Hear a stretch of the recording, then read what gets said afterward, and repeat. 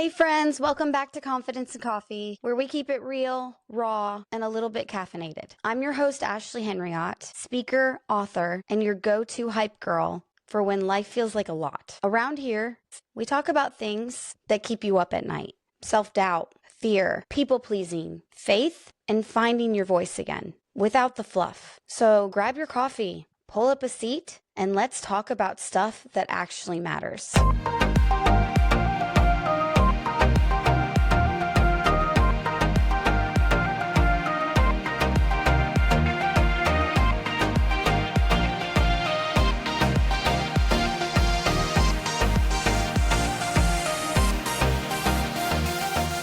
Hey guys, I'm here with, can I just say powerful woman? I feel like that's cliche, right? Like I always tell people when they tell me I'm strong, it's like, but I don't want to be. But when I tell you she's naturally powerful and amazing, and I'm just so honored to have her here and be able to share what she's done in her journey and what she's still doing and her new book and have her a part of our Confidence and Coffee family. MACE, that's what I'm calling her MACE. You can call her Michelle, but I think we're on that level. I'm so honored to have you here and who you are and what you, also you're very beautiful. You have these big, I lose myself in your eyes, Michelle. I lose myself in it. Thank you for having me. And that's funny. I will try not to distract you. I'm glad that eyeballs don't age because I feel like the rest of my face is starting to age. And I'm like, but the eyeballs, they will just stay the same, hopefully. Me too. Me too.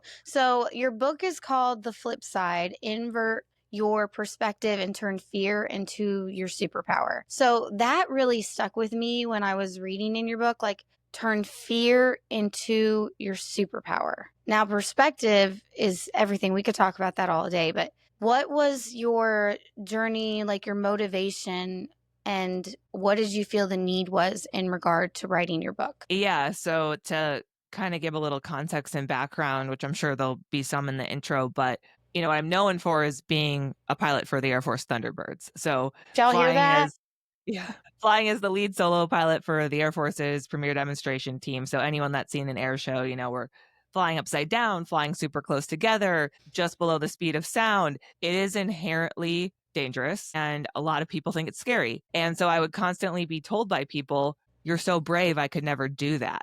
But I never felt brave. And so I started to think about like this interesting idea of fear and courage and bravery and how that manifests itself in our minds, and it is recreated in our actions by what we do or a lot of times don't do because we're scared. And I got put on this pedestal because to other people it seemed like I was just fearless, but for me my actual experience felt like there was a ton of fear, and like I was really stressed out by what could happen, and I worried about not necessarily the physical danger of the aircraft, which is what people first think of, but I more struggled with throughout my career what other people would think of me, failing, letting others down, not living up to my potential. I just struggle with a lot of self-doubt and imposter syndrome and anxiety and all these things. And I think that's such a normal human experience, but people don't associate it with someone with my background. So I wanted to pull back the curtain on that and take this really unique, rare experience that I got to have with all of these incredible stories from the cockpit that are scary in some circumstances and humanize them and take all of the incredible things that they taught me to manage all of those emotions and still go do bold things. And I just wanted to share that with the people that need it because I know so many people can relate to that feeling. Yeah, thank you for your transparency because I can't imagine the pressure that must feel like because you hear stories about and you're top in your Air Force, which is for me, my opinion, that's the hardest branch to get into because it takes the smart intelligence, really calculated thinking.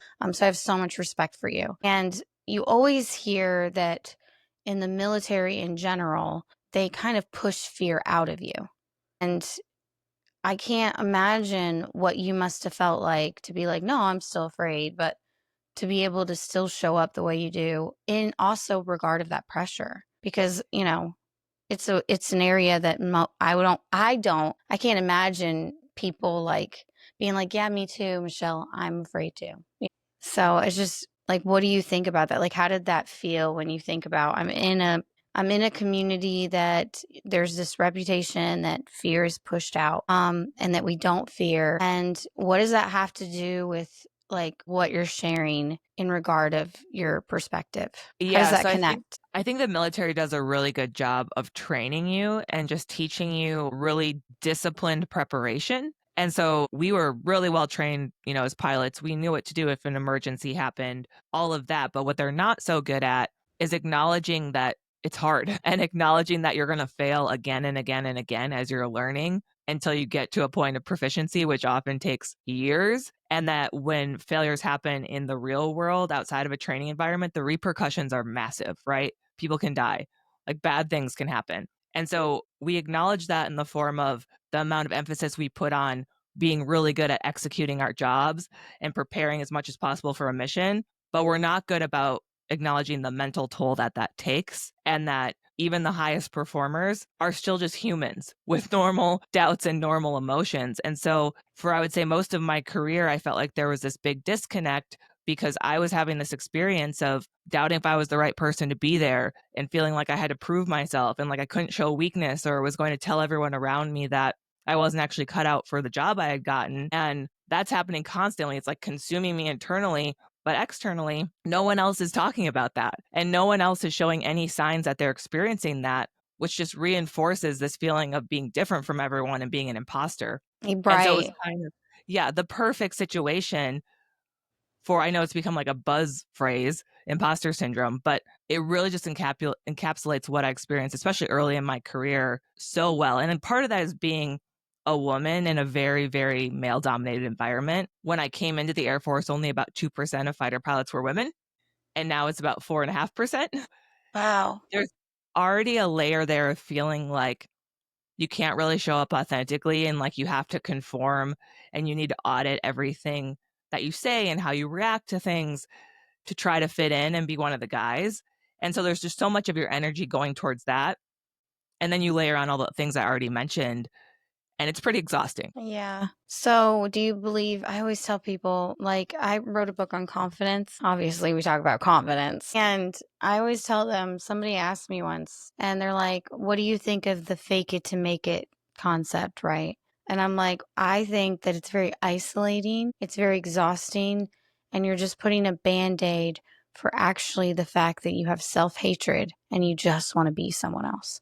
And I said, it's exhausting. Mhm. That's exhausting to live up to this person and not be just be true to who you are, because you can find so much freedom, and just really shine in that when you do. And I know, so in 2022, as we're talking about the Air Force, you left active duty to like pursue this book, like the Upside Down Dream or whatever. And you travel the country, you speak to many organizations like about grit, about perseverance, about determination and teamwork. And so I would love for you, like, as you're talking about, there is fear, and I'm my authentic self. And I had to overcome these insecurities. Like, how did you, where was your overcoming moment in that? Like, even leaving active duty, like, was like an epiphany, or like, what was the story behind that? Yeah, I like that you brought that up early in the interview because it's kind of one of those things that's often an afterthought where people are like, let's focus on your Air Force career and you did all these cool things and the Thunderbirds and now you're a speaker and an author. That's neat. But that jump from being on active duty for 13 years, so my entire adult life, and going through this whole transformation of feeling like I was playing dress up and finding my confidence and all these things, ending with 3 years with the Thunderbirds, and then walking away from what was objectively a very successful career and stepping into the unknown of being an entrepreneur, really putting myself out there into the public spotlight where you open yourself up to a lot of scrutiny, and Yeah. also just taking a path that is not often traveled by my peers. And so my whole adult existence professionally had been had been being part of like this tribe of fighter pilots, right? Like these are my friends. This is who I see every day. This is the culture I'm part of. And Mhm. now I am like leaving the herd, venturing away to do my own thing because I feel like staying in the Air Force and continuing to fly or getting out and going to be a pilot for the airlines, which is kind of the two things that most people do. Those are kind of the two common paths. Neither one felt like it was authentic. And neither one felt like it was the best use of my talents and my time and my energy. And my time with the Thunderbirds, went from, wow, this is really cool, challenging flying, to, okay, I'm getting pretty good at that part because I've been doing this for a long time. Now, what's really cool are these amazing interactions I get to have with people where I see the inspiration happen in front of my eyes. And especially for women and girls, because I very much believe in the idea of see it to be it. And I saw it play out in front of my face so many times where, we land from an air show, we go up to the fence and we do an autograph session, and a parent would bring their little daughter up, like a 6, 7, 8-year-old little girl. And so many of those kids are kind of intimidated by us because we're in our blue suits. We just flown this air show. We look kind of scary. And they would, bring their kid up and they would be like, look, she just flew that jet you really liked, that one that flipped upside down and did all these things. That was her. And this little girl would look up, you would see the dots connect, and she would just be like, wait a minute, what is possible for me in the world just got bigger because of this Come 1-minute on. interaction. And so to be on the end of being able to give that to people was the coolest thing I've ever done in my entire time on active duty. It seems insignificant, right? Like I deployed to a combat zone. I flew at the highest levels, and it's these interactions with these little girls that left this impression on me where I was like, on a self-serving front, I don't want to stop doing this because it feels so good. But also, I feel like I'm the right person at the right time, just like all the stars kind of aligned, where there'd be an opportunity to go out and tell my story, to actually have it be a functional business, but to get in front of tens of thousands of people in person, hundreds of thousands of people online, and create that moment, that spark of inspiration, that feeling of belief in themselves on just such a bigger scale. And that was so compelling that I stepped away from what was comfortable and went off into the unknown and started my own business. I love how you describe it at one point. Well, not about the little girl. Like I can see what you're talking about. I can see that moment. But I love, like, when I was reading on you about how you kind of compare it when you're helping people and you're speaking, and you're connecting with people and inspiring them. Like, we all have a desire to, or a need to fulfill. We have a need to fulfill in ourselves. And that need really deep down is helping people fulfill the need in themselves. And so you're creating legacy, right? Like you're breaking these generational habits and you're giving people hope, because not only is there not many women in the Air Force, but you were the only woman on the Thunderbolts or Thunderbirds, right? Like you were the only woman on the Thunderbirds at the time. Do they have more women on there? I'm just curious. Yeah, so I was the only pilot that was a woman. And in the team's history, the team's been around since 1953 for a hot minute. I was the fourth one in history to fly in the demonstration. Luckily, there's been 2 since me, kind of like back to back. So there's continuously been, except for a 1-year gap, a female pilot on the team, which I think is amazing for the audience to see and just for representation. But there's been, 6 of us now, and the team's been around for over 70 years. So not many. The team is much more than just the pilots. There's 130 people. There's a huge support structure in the background, a lot of maintainers that work on the jets, admin, just life support, all different sorts of organizations Yeah. that help put those 6 jets in the air.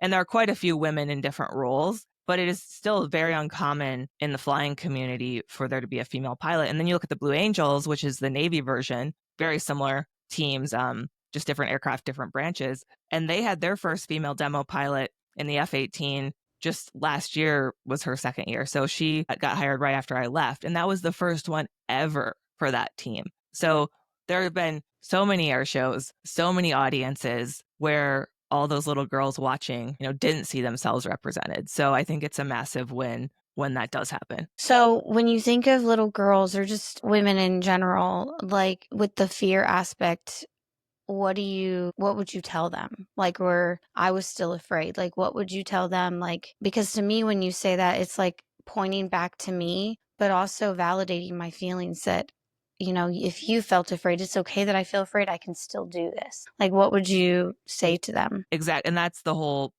big takeaway that I want them to have, is that those feelings of fear, of doubt, that is normal. Like, you should feel those things because what you want to go do is hard. And it's okay for things to be hard. What's not okay is when you let that feeling and that apprehension and kind of imagining the worst case scenario, imagining the failure, stop you.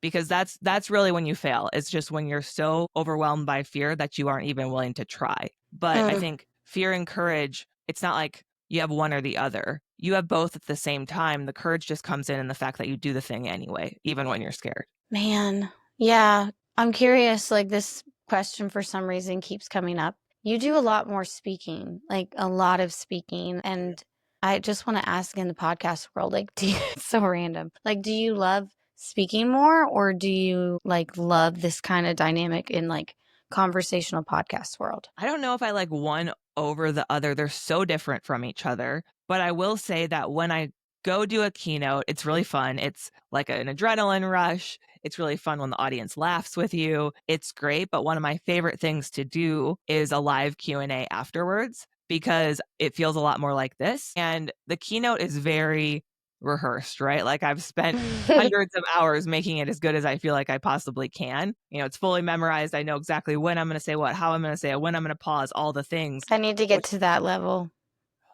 that's just a lot of practice. That's what I used to say that when people would be like, how do you fly the jet like you do? I'm like, just a lot of practice. And they're like, I think there's more there we could talk about. I'm like, yeah, you're probably right. But I like the Q&A and I like a podcast because you just get to hear what's really in people's hearts. And, it's not canned, it's just off the cuff. And I get to speak off the cuff as well. And so I will often get Times feedback where they're like, your keynote was amazing, but I actually loved the Q&A section more than anything. Like that, Yeah. you could have just come and done the Q&A and we would have been happy. But I think they need the keynote to set the stage. And I'm very vulnerable when I tell my story, which I think really gives people in the audience permission when we get to the Q&A to ask vulnerable questions. And I'm not sure that they would do that if the stage wasn't set in advance. Yeah. Well, yeah. And it gives you authority in what you talk about to answer those questions, you Absolutely. know? Otherwise, you're just kind of a random person and your story like kind of Yeah. comes out over time. But when the audience needs to engage to make that happen, you need some sort of catalyst to get them to engage. Yeah. So I want to ask you, I love the little girl story. If we go back into your book, we know that that's ultimately where we want them to go, but how do you journey with them throughout that book? Like, because you're a very transparent person. And so, what are the most vulnerable moments that you shared in the book that really left a mark on you? Like, did you have somebody, you have a beautiful family, you have a great family. And I know that doing my stalking, because I'm allowed to stalk in my career, I'm just saying. It's part of the job. Yeah. That family's a big thing for you. Like it's very, it was one of your inspirations. If, when we go back, if you want to go back, because I love in-depth conversations. Like I love the vulnerability that you're sharing and I hear what you're saying. What was like the biggest moment in those early years that was like the catalyst of where you are now?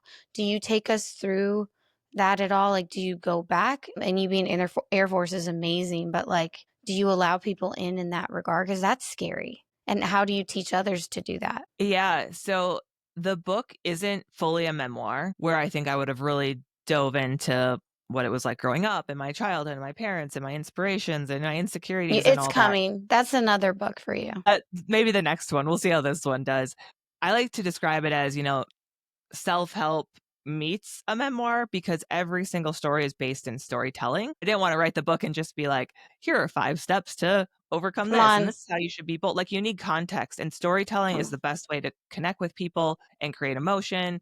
And when you make them feel something, that's how you make them do something, right? That's how you make them change behavior that's beneficial for them. So I do talk about being super shy and introverted and awkward growing up and really insecure, and I felt like I didn't really ever fit in. I was bullied a little bit, nothing insane, but enough that it stuck with me. I had a really small group of friends. I grew up in a small town, so you had the same group of kids from kindergarten through high school, which pros and cons to that. Yeah. My ex grew up in Catholic school and they all kind of grew up together. But like literally the classes were mixed. Yeah, it's you get to know everyone. It's interesting now that I have so much perspective, right? Because I'm 37. I've been out of that world, out of that small town for so long, where you start to realize like the people that you thought had it all together, right? Like the popular crowd, the wealthy family in town, the whatever, they're dealing with all the same insecurities as everyone else. So it's you just don't have perspective on that growing up. But I think as far as the book and the vulnerable parts there were 2 parts that I really struggled with trying to figure out how to tell my story because I knew it was very relatable to people and it would be very helpful and also feel authentic about telling it, but not throw anyone under the bus. And that's a weird thing to navigate as an Well, author. yeah, you're honoring the other person. Right, because the goal Yeah. is not to complain about someone or to embarrass someone, but it's also to talk about what it was like from my perspective. And so I went through a divorce when I was at my first combat squadron. So that was about 4 or 5 years into being on active duty. And I was stationed in Japan at the time. So we're living overseas in an area where we don't speak the language. We live on base. Everyone in our neighborhood are fellow pilots and their families that I work with. So you are in a fishbowl at an extreme level. Yeah. And meanwhile, I'm a brand new fighter pilot. I'm really struggling with finding my identity in that world and figuring out who I was if I wasn't the person that was just good at stuff very quickly. Because I'd always been a high achiever, a straight A student. I'd gotten a scholarship. I'd gotten this F-16 fighter jet out of pilot training, which is super competitive. And then I get to the job and it's really hard. And you realize, despite years of training, that you have just scratched the surface and you're just going to be bad for a long time. And that kind of shook my identity. And so I'm going through this period of that is when the imposter syndrome happened, right? Because I'm also surrounded by this type A fighter pilot culture. I very much feel like I need to prove myself. I feel like anytime anything inappropriate is said, not about me or to me, but say about women in general, every head in the room turns and looks at me and is like, how's she going to react? How she reacts determines what's acceptable in this entire unit. So I feel like I have that responsibility. And you're like, do I go with the flow? Do I push back on when things actually bother me? So there's just so many layers there. And then I'm going through a divorce at the same time, which felt like the first really big, massive failure in my life. And it taught me so much about adversity and perseverance and growth. But it sucked so much when I was going through it. It was You such a don't dark say. period. Such a dark period. You don't say. Yeah. It's like you knew. Michelle's like, oh, she wants to go there. I did. I think it, and I talk about it in the book. When I don't talk about it in my keynotes, I don't normally get into it because it can make some people uncomfortable, but half the population experiences it. And there's all this research that a divorce is like the second most traumatic experience that adults can have. The first one being the loss of a super close loved one, like the death of a spouse or a parent or something. So you stack those together. No, I know you're like, what else do I check on this list? It is a loss of identity. It's a loss of this imagined future. It's grief. It felt a lot like a death, I would say. And Mm-hmm. then having to not really show that at work at all and be going through it in the background and then show up every day and perform at a high level and get in a jet and know that if I'm distracted, really bad things can happen. It was crazy. Like, I don't even know how I did it as a 26, 27-year-old. I was literally living hour by hour for months on end. And eventually it got better slowly. And eventually it got better very quickly, I think, because of it. But there was a long stretch of time where it was awful. Now that we got there, what I wanted to tell you is that for me, your book went beyond, like, and I love that the moment, the epiphany of like, this is what I want to do, and inspiring people that they can reach their goals and they can reach their dreams and they can persevere and do it afraid, right? But what I love about what you did, like this is like the yes for me, have to have her on the podcast, is that you took us, okay, I got my dream, I met my goal, and my life is still kind of falling apart. Mm-hmm. And you still overcame and you still showed up at the highest level. You didn't go to an office. You were flying a freaking jet. Like that makes me even more emotional because Mace, like, how many of us talk about, like, we briefly say this is the worst thing I've ever been through, and we talk about the starting points and we talk about how we met our goals, right? But we never talk about going through the process and still being able to overcome, because everybody wants to know, what is the one question you get, Mace? You know what the one question I get is, how do you do it? How are you like this? How did you show up today? Like, if you're the best person to talk about that kind of perseverance, and I would love for you to like go back there for me, because that's what I interpreted in your book was like, well, okay, we can still do this. Like, I wrote the book, right? For me, like, I wrote the book. I have a great community. I've had great interviews. Like, I got to where I wanted to be and my life fell apart. Yep. And I'm still showing up, but it's kind of messy and ugly. And so I still can't answer that question. Maybe you can. Like, I still can't answer the question, to everybody that's like, that asked me that, I'm like, I literally am like, Jesus, it's Jesus. What would you say? Yeah, people ask that a lot when I tell that they find out the whole story about my time in Japan, and they're like, "Well, how? Like how?" So I haven't even told the story. My second flight in country there, I had like a close call that was really scary. Almost a G lock, which is a G induced loss of consciousness. So anyone that's seen Top Gun, which I feel like is the whole world, there's Do a scene people bring that up to you all the time? Oh, yeah, they do. And actually, it doesn't bother me because that movie gave so much context to my background where people have an understanding and an excitement around fighter pilots that they wouldn't have otherwise. Not that it's like 100% factually accurate. Goose, Maverick. Guess what my third son's middle name is? Maverick.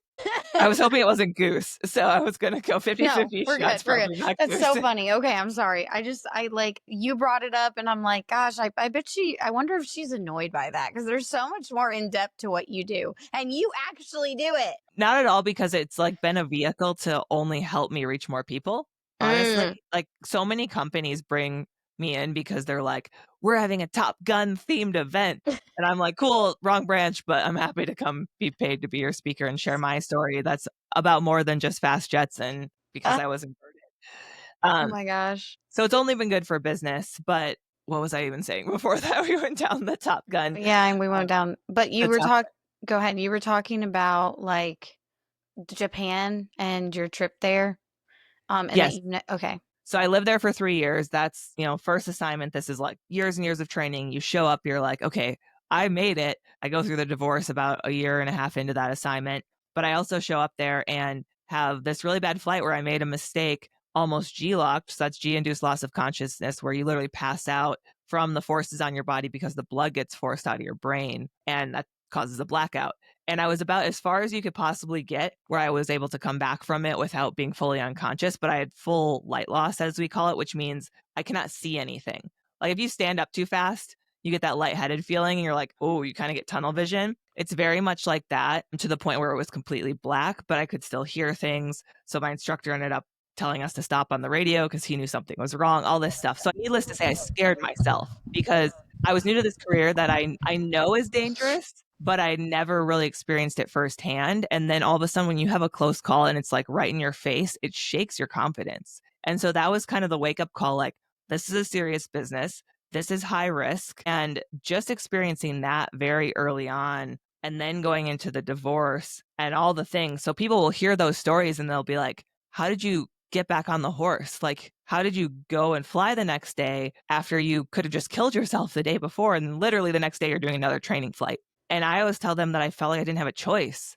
Like I didn't feel like there was another option. Like, what was the alternative? I'm in the military, right? So there is not an option. You can't just like not show up for work. Like you have a contract, you're living in a foreign country, everything around you is part of this environment and this culture. I don't get to like go home, go off base and separate myself in my like nice little neighborhood. Like I live in it. Like it's, eat, sleep, and breathe. It's your whole life. So I felt like I didn't have a choice. And for a long time, I think I was running towards a goal of becoming a fighter pilot. Like I was just so excited by that idea. But it quickly shifted once I was actually there. My motivation instead was running from failure, shame, embarrassment, all of those things that we all shy away from, but we all experience. And so that set me on this path. And then again, mixing that divorce partway through, where I was just motivated to show up day after day because I was so afraid of shame, right? Like quitting felt like the worst possible failure. So it was literally one step in front of the other. And I couldn't think about the whole month. I couldn't think about this whole assignment in Japan, the 3 years. I couldn't think about, sometimes even the next day. It was just, what do I do today? Get to work, sit in my car, not want to go into the building. It felt like physically so difficult just to pull my body out of the car and walk into the squadron. But I literally was just like, the next 20 minutes, like, let's get to lunch. And now being so removed from it and talking to other people, I think it's situational depression, right? It's because something bad in your life happens, and it doesn't mean you're like clinically depressed, but you still are struggling with a mental health issue because you feel like your world is crumbling around you. And I didn't tell a single person that I was struggling like that. So I'm also just so isolated. I work, everyone thinks everything is fine. And then I go Mm. home and I would sit in the bathtub and drink a bottle of wine and just sit there and stare at the wall. For months, I did that. and no one knew. Now I'm like, if I was to go through something like that again, the first thing I would do is start to call on my support network and be Mm. honest with them and be vulnerable with them, because that would have made that, it wouldn't have made it easy, but it would have made it so much easier than it was. Relatable, yeah. Yeah, and I hope you're okay that we're going there and we're not just talking about about the pilot because you're a Oh, person, no. Michelle, and you did this, a person. You know what I'm saying? And so that for the adults, the women who are struggling in whatever circumstance, maybe they're still in it, you know, you're connecting with them on that level in such authority and credibility, and you're being so raw about it. Like, you're like, I didn't really have a choice. And it's like, you still like, I just and I have so many questions, but I just can't even imagine again that pressure. Like you're Yep. literally going through so much pain. No one knows. How did you not let anybody know?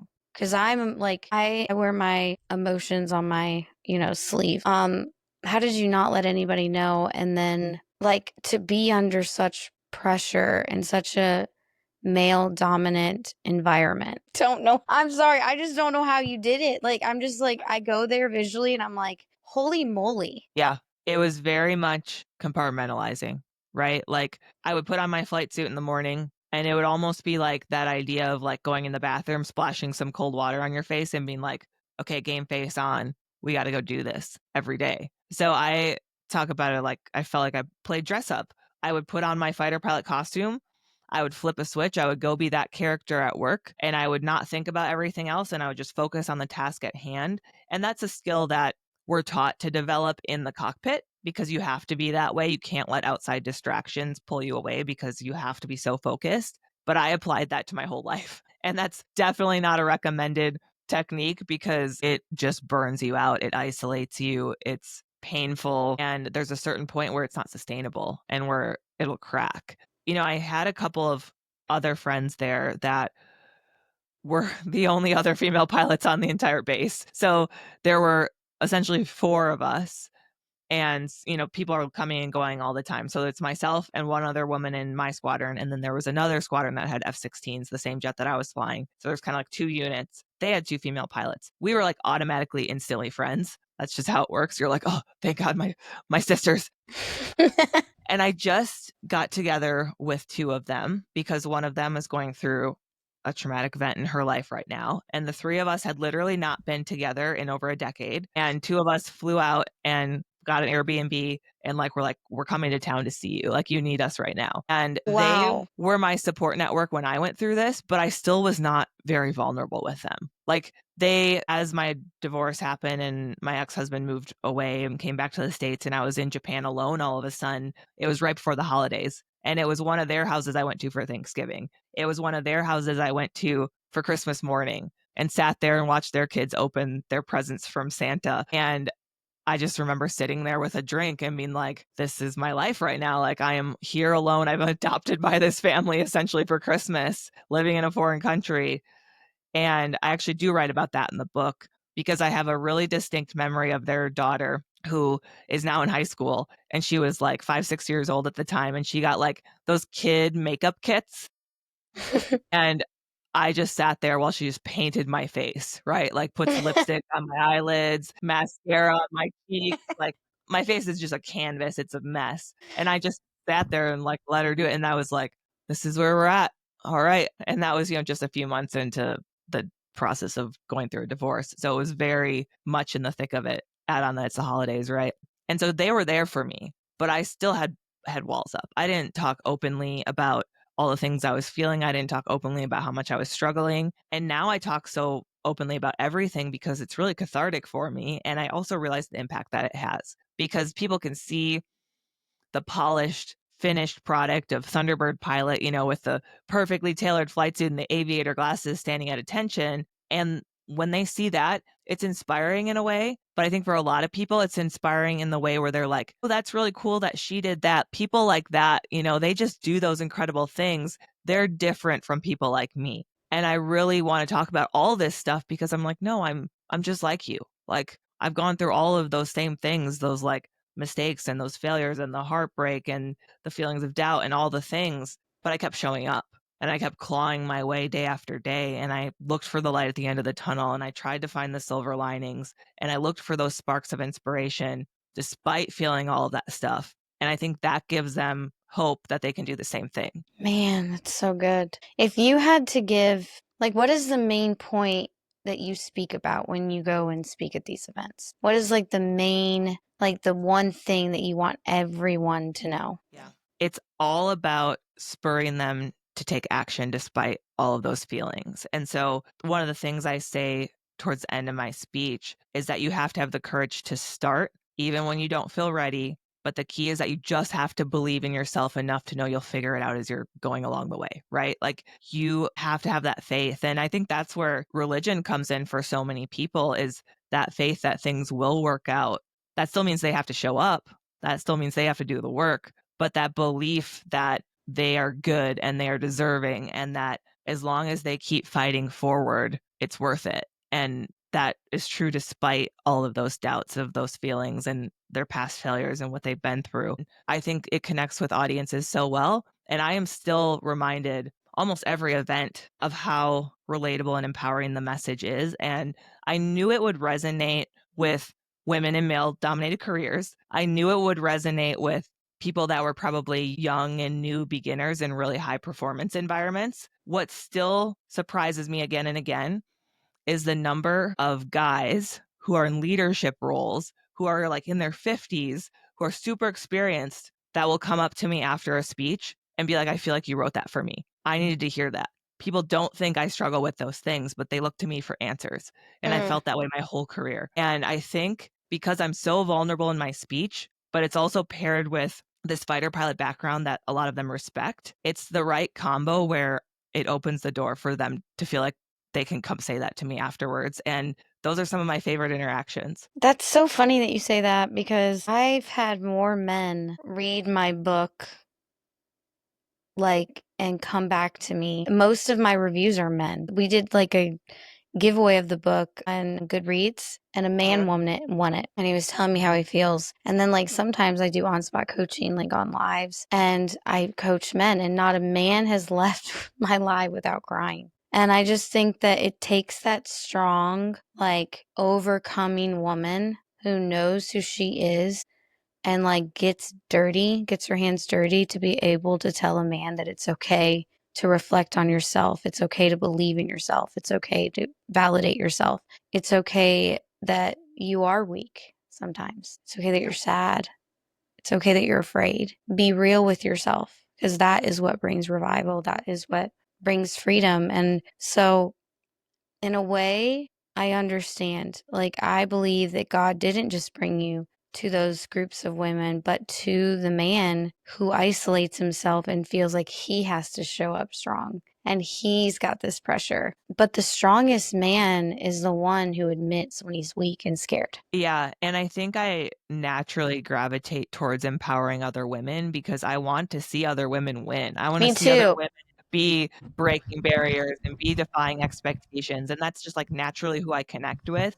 But I also am so aware of the societal pressures that men have on them, right? To be strong, to be unflappable. Like those pressures that I was struggling with during that period I just discussed, a lot of men feel that all the time, right? That feeling of needing to show up and be the strong one and to prove themselves. And it's exhausting because, again, they're just people. Like, Yeah. regardless of gender, we're all just people. We all have the same feelings of weakness, and we all make mistakes, and we all feel like failures at different points. Yeah. You know, I'm a girl's girl all day. So, hey, Mace. Hey, girl. I love me a girl's girl. And I find it to be extremely vital to just speak to people and then watch the effect. Because that's probably what it is for you, Mace. When people are reading your book, it's like a natural gravitation to someone else and then someone else. So I don't think that you realize all the people that you're impacting, not just who grabbed your book, but somebody who grabbed your book and then told somebody something else, or they got empowered by what you said and the practical steps that you gave them, which I want you to talk about some of them. And then they shared it with someone else. Think Yeah. about that for a second, Mace. Like you did that. It's a ripple effect for sure. Yeah. And And go ahead. It's because it's authentic. It's real. Yeah, people see themselves, and that's the goal, and that's helped me a lot deal with my own inner critic and voice of doubt and everything, is to stop focusing on myself so much and whether I'm achieving my goals and what I'm saying and if I perfectly delivered that line on stage, and instead focus on the impact I can have on other people and the connection I can have with other people, and to shift that spotlight from internal scrutiny to external impact, because you only have so much bandwidth to focus on so many things. And so when you make that your focus, you just stop being so hypercritical of yourself. And it's been so freeing. It's one of the tactical things I tell people all the time. Like, stop being so worried about if you stumbled over your words or if you like add a typo in that email or like all of those self scrutiny things that we all do. Ask yourself at the end of the day who you impacted, and ask yourself tomorrow who you can impact, and just like shifting that mentality away from yourself and onto others actually helps you a lot as well with your own doubt. That is so good. Preach. That is so good. Like when you get yourself off your own goals and your own self and you focus on what you could do, what you are doing for other people, that is motivating. There's so much power in that. So much power. So give me some of those practical steps that you talk about in your book. Yeah, well, there's so many different things, right? Like one of the things I talk about a lot, we've alluded to it a little bit, but not really gotten into it, is the power of SBCs, which military, we love acronyms, small, bold choices. Because I think when I was coming out of that dark period that we've talked a bunch about, I didn't have the capacity to do something like massively bold and life changing, right? Like I was holding on by my fingernails at that point. What Yeah. I did have the capacity to do is do something very small that felt slightly bold, and then do it again the next day, and then do that again the next day. And when I moved to my next assignment after Japan, so I'm in Japan for 3 years, I leave. I've started to come out of the fog of the divorce because it's been about, a year in the background at that point. So I'm like, okay, there's a light at the tunnel. We're starting to see it. It's not like all consuming anymore, but I still was not in a great spot.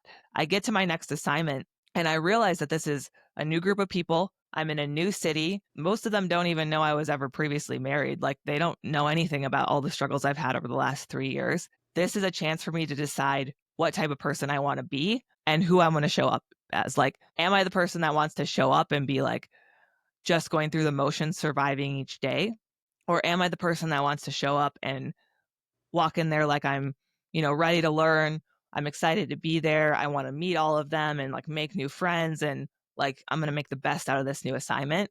And I made a conscious decision to do the second one, right? I was like, we're reinventing ourselves. This is a great gift that I've been given to move to Texas now. It's very far away from Japan. And I kind of made this conscious decision that I was going to start saying yes to opportunities, because I had realized that fear and avoiding failure and avoiding the feeling of vulnerability and all of those things, I'd shied away from all of that while I was in Japan and missed out on a ton of opportunities because of it. And so it was like drawing a line in the sand. Say yes to those things that get you excited, but that also scare you. And that's kind of, the flip side of fear. Like that's where some of the book stuff comes in. And I started to do that, but I didn't just do it with like massive things. It was what I call small, bold choices. So those SBCs again and again and again are very actionable. They're doable. And if you fail, usually the repercussions are pretty minor. So it's not something so big that you're going to scare yourself like back into inaction. So it is those little step-by-step building blocks, and doing that again and again over time. And honestly, like 6 months or in a year, which is a very short amount of time, you can create incredible amount of confidence. You can change how you view yourself. You can get away from the labels you've put on yourself, whether that's like shy, introverted, Yeah. mediocre, all the things. Like you can completely rewrite your script. And it's so much more doable than a lot of people imagine. It just takes a little bit of intention and a little bit of courage. But again, it's a small amount.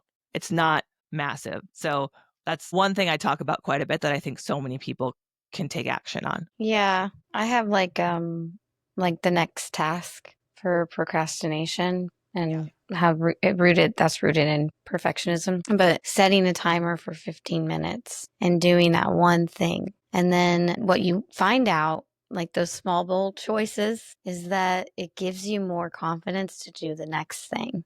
Yep. And the next thing. It gives you, like what you're talking about, you're not focused on yourself, you're focused on the task or you're focused on the person. But what you're doing in the doing is when you start believing. is when you start believing is in the doing, not the waiting. I'm sorry, but it's not. Yes, a lot of people think it's the reverse, right? Like they think that confident people go do the thing, but it's people that go do the thing that become confident people, right? You just got to get out of bed and go put your first like put your name in the hat, right? Step into the arena and Oh, that is like focus on that. Don't worry about all of the other stuff. Focus on that. you have to say that again for our audience because, Just the part where you need to just step into the arena. yes. Yeah, yeah, Yeah. and, like, that doesn't mean getting in a fighter jet and flying for the Thunderbirds for most people, and I realize that.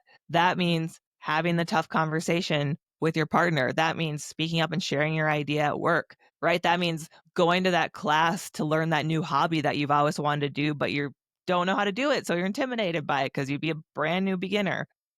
Yeah. It doesn't have to be earth-shattering, but the momentum that it can start can be life-changing for sure. It's insane. It is insane and it's logical. And I think we try to go beyond like the whole earth shattering. Like we try to think so big that in ways that we can't fully understand that it's like almost like self-sabotage. Like if we take real accountability, you know what I'm saying? Like you were talking about the person who was like, "Well, that's you." And I bet Yeah. you get that so much. Like, well, of Oh, yeah. course you're powerful. Of course you're confident. But it's like, but you didn't just get there. Right. Right? Like it took so much overcoming, even in such painful circumstances. Did you get to where you are? Like what I gathered as well with you and your book is, and you still have to keep making small, bold choices to keep making the big choices. You never make it. You just have to keep going and keep going and keep going because we don't get to control life and or circumstances. But what we can do is control where we go with it. 100%. And that is inspiring, and you need to be protected at all costs, Mace. I So like to tell people to dream big, of course. I have dreamed big, dreamt big.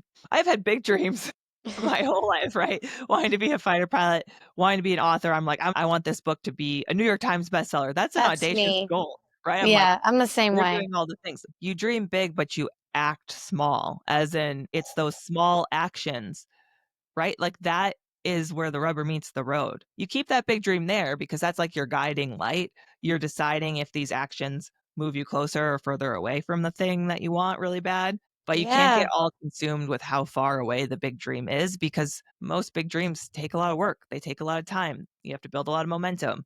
And it's the yeah, small actions that do that. yeah, and it's just choosing to keep going. There's something that you said, and I think you mentioned it in your book, and it's about the whole keeping going aspect. But it was in your story in the regard of like fear. And you were talking about the fear aspect about you are afraid, this is where you are, you're going to just come to the kind of the acceptance of like continually making lots of mistakes. Like you said, it takes a lot of practice and just Yes. being prepared for that and not letting that sabotage what you started, and like end it. And so, I'm just so grateful that you validate all of us in that and that you inspire us and basically that we can reach the sky literally because of you, Mace. And I'm so grateful for you. I really Thank am. you. And I've loved this conversation. I do a lot of interviews, and this one has been like distinctly different. And I think it's because we've experienced a lot of similar things. And that makes me think of not just you, but all of the listeners who are like in that spot right now where it feels like the day is just a slog, where like they have those moments where they think it's starting to get better and then grief overwhelms them again. And those people feel seen and heard in this conversation. And I'm pretty removed from it at this point because of time, but it's very easy for me to go back and just remember. Like, I can literally picture driving to work in my car. I can picture wearing my flight suit. I can picture the people I interacted with. And I'm willing to go back and sit in those really tough moments in my life as much as possible because I see how much it helps other people. Like, this conversation is just reaching a hand out to so many. And so I also appreciate that you're just willing to talk at this level because it's not very common. Like I said, I do a lot of podcast interviews. It's normally about fast jets and excellence. And that's why I told you I was like in the beginning, I don't give questions. I wanted to really be authentic and conversational. I am so honored to hear that, Mace, because I was so worried a little bit.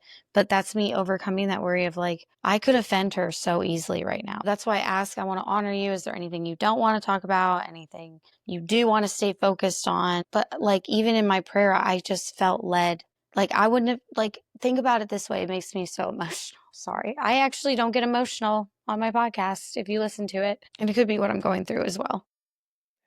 Right. Possibly. A few But things, yeah. if I didn't like, if I wasn't led, if we didn't have this conversation, I wouldn't even have known like about the divorce. I know you talked about a little bit of it in your book, but you sharing it to me personally makes me want to go read the book because I just connected with you in that depth of a level. And I know we hear a lot about like sharing the outcomes. Always share the outcome. Say the problem, share the outcome. I'm in the same industry, but I think people are so over that. And I'm going to speak boldly here. And you can totally come, you're a very knowledgeable woman, so please disagree with me.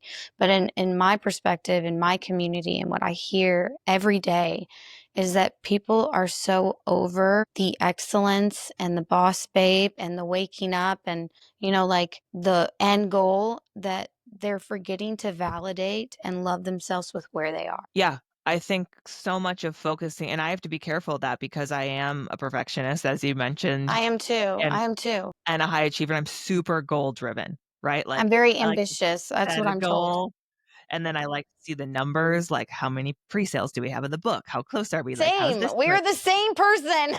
I'm obsessed with all of that.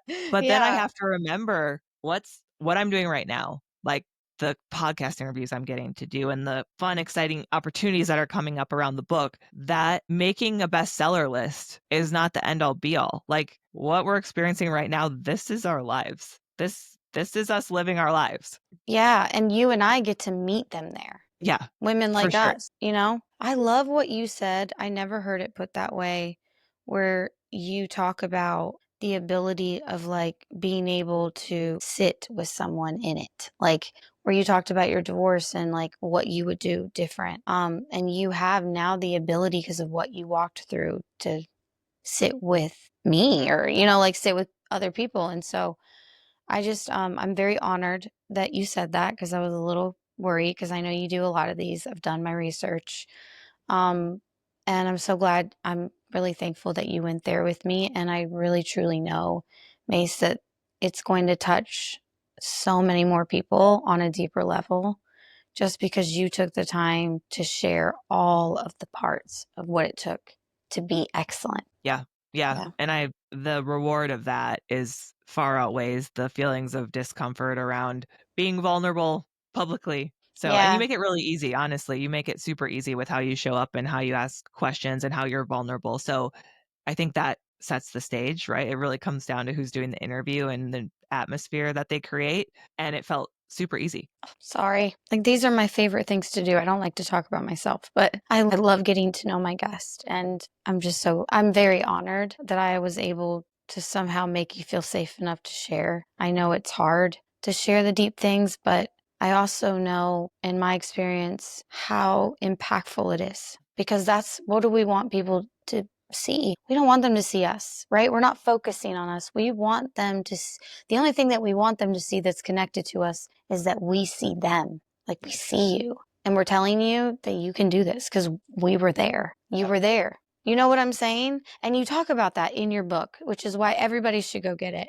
Her name's Michelle Curran. You guys have to go get her book. You can get it anywhere. You can get it Amazon, you can get it Walmart, Target, on her website. And she has more talking about the upside of dreams. Like, what is that upside down dreams thing? Like, you guys go get her book. Go learn about her and her mission because it's real. This is a real thing. This isn't a boss babe, wash your face. No offense, but this is somebody that with authority and credibility and that really knows herself and knows others that genuinely wants to inspire you with her story. She doesn't want to just have a story. She doesn't want, I'm speaking for her. Tell me to shut up, Michelle. But like she's not just telling you, hey, here's my story and here is like what I did and you can do it too. She's like, no, you can do it too. I'm actually here to tell you, it's my mission to Yeah. inspire you that you can do this. And I'm so grateful for her.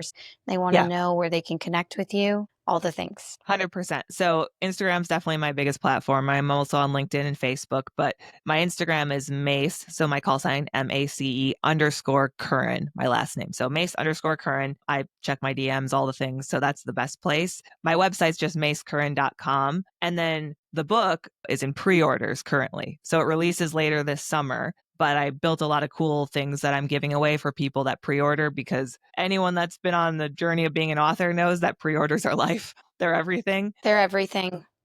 So if people think they'll ever order the book, it would be amazing if they just did it now, and it'll just show up in a few months and you'll be like, oh, I forgot I When ordered is this. it? When is it? September 9th. Feels like forever from now. It goes by really fast. Mine was released last October. It's a whole, I feel like, I mean, we've talked about a lot of vulnerable things, and I wrote about so many vulnerable things in the book for the first time. And so I'm like 97% super excited for the book release, 3% terrified, right? Because you're putting I get so much it. out there. I get it. But I It's not gonna, appreciate the and then support. you get it too, though. Like, it's one of those things that's like, I know for me, it could be that my life blew up in the middle of all of it. But like, for me, it's like, okay. Like, the buildup is like what the momentum and the buildup is what really gets you. But Yeah. then when it happens, it just, okay, what do I do now? I have to remind myself, I'm actually giving a speech. I have a speaking event on the day of release, and I have to remind myself that the thousand some people that are in I that did too. audience. I had to go on the news on the day of my release. So I assumed I would be doing like press, like I'm going to be on the Today Show and we're going to be in New York City. We're going to be doing all this media stuff. The publisher's helping me set up. But I have this event contracted that happens to be that day, and it's been contracted for like a year and a half. So I'm like, okay, you have to remember that you're there to deliver the experience for them. So for that hour you're on stage, it's not about you and your book release day, it's about them. And I also have to give them grace that it's just a normal day for all of them, right? Like for me, I'm going to be running around like, my book came out today. Did anyone tell you? And they're going to be like, who are you? Like, what's happening? That's good. But then the day after, I think all that media stuff will happen. It'll be crazy. I'm going to bring a trusted friend with me so that we can like pop champagne and celebrate Good for at the hotel. you. Yeah, good for you. I definitely do want to encourage you to celebrate yourself, though. I Do you feel have a like negative inner dialogue and you have a hard time doing that? Are you one of those, like, people were like, Ashley, you did this? I'm like, that's awesome. I have for a long time. I write about that quite a bit. I call it the inner critic, and I get into like where it comes from and how you like I need to do start that. I have a very truth. negative inner dialogue. Yeah, yeah, and I think it can be controlling. Like you can be controlled by that and believe it is factual until you force yourself to create that perspective. But one of Yeah. the things in my business that I've forced myself to do, because I feel like running your own business, it's like 7 days a week, nonstop. Yeah, Like I you're feel like there's never get always yeah, we should be making $1 million a month because we're always on. you're always working, right? Like I complain about the Mhm. schedule in the Air Force being intense, and I think I've created my own schedule that's probably more intense now. If you're ambitious like me, like, yes. Yeah, right. It's like Yeah. Like that PM, and you're inner like, I had kind of have a weird relationship with that negative inner dialogue, like where it's like motivates me to prove it wrong. yes, I think it can be a motivator for sure. It Yeah. can go either way though, so you have to But be I careful. can't, but I have a hard time like you do, celebrating. Yep, It's yep. like weird. It's like a second, third language for me that I do not know. I'm forcing myself to do it now to celebrate like small wins, like booking on a big podcast or like getting a lead for a big speaking event that's a great audience or something. I'm like, this is starting to become normal, but think about a year ago or 18 months ago, how exciting and big of a deal that would have been. And I'm like trying to keep that perspective, especially as We're the the book, same. like We it's are easy the to get same lost in the person. sauce. Like for me, if I'm being so transparent, it's like never enough. Yeah, I I want to get do it. the next thing and do the next thing and I want to Yep. reach the next goal and the next goal and the next goal. And I don't feel like I can celebrate. And then I realize, because I'm like published with the number one publishing house in the world. Like I should be, yay, but I'm not. It's not selling. There's not this many copies in this month. I'm not making this much money in this month. I need to start this. I need to do this. I need to show up here. Right. Like, and this divorce has kind of forced me to be okay with what I did today. Yeah. I'd be like, be proud of yourself. It's kind of forced me to do that. Yeah, there is something in those silver linings that come with some sort of like traumatic thing happening in your life where your world gets flipped upside down. It can build needed perspective sometimes, I think. Yeah. Well, you helped me out. I know that. And I'm the host. So thank you for doing that, for inspiring me. I cannot imagine my audience, how much you're going to inspire them. So thank you so much for coming on Confidence and Coffee and going there with me. And I just really wish you all the best and all the success. And if you ever just need like a safe person that you don't want to celebrate at the moment and you're feeling a little overwhelmed and discouraged and you're like, I don't really know why you're all happy. I'm not, because we put these expectations on ourselves. Just know that I'm a safe person. I'm sure you have many, many safe people, but I am going to just offer a hand if you ever feel like reaching out. I appreciate it. And same goes for you. So I feel that. You're on the journey right now. I get it. It's hard. I am. Yeah. Well, thank you so much for coming on. Go kill it and take moments to just breathe and process what's happening, because it's going to be a fun journey. Absolutely. Thanks for having me. This has been great. Hey, you guys, if this episode hit home, do me a favor. Screenshot it, share it to your stories, and tag me, Ashley Henriott, so I can hype you up. And if you're feeling bold, leave a review. It helps this podcast reach more women who need it. Remember, confidence isn't something we wait for. It's something we build. Keep going, keep growing, and I'll see you next time on Confidence and Coffee right here.